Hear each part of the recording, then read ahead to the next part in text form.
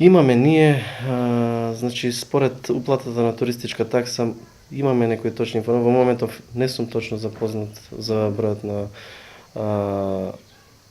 ноќевање. Да, не сум точно запознаен. Меѓутоа мора да напоменам дека и тоа не е индикатор, бидејќи знаеме дека со години не се плаќа туристичката такса онака како што треба да се плаќа, се прикриваат ноќевањата и затоа не можеме да зборуваме за точни бројки на туристи кои што го посетиле Доир. Што може да направите во таа насока? Во таа насока Да се ги прибере општината парите од таксите?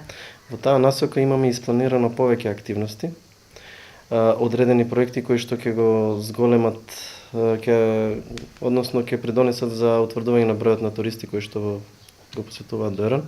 Имаме одреден проект кој што веќе го имаме аплицирано, а тоа е Safe City, односно ќе имаме читачи на регистарски таблици, а со тоа бројот на возила кои што влегуваат во Доиран, кои што останале денеска во Доиран и оние кои што биле само на еден ден. И со тоа ќе го зголемиме процентот на ефикасност и на контролите и на сознанијата за бројот на посетители. Исто така планираме повеќе акции да направиме и со другите институции кои што се засегнати од пријавувањето на туристите.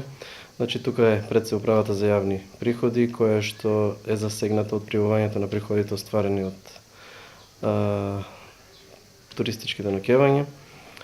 Тука е и полицијата која што е засегната од пријавување на посетителите, бидејќи знаете дека законска обврска е пријавување на гостите кои што доаѓаат за нивното движење и заради безбедноста на самите граѓани.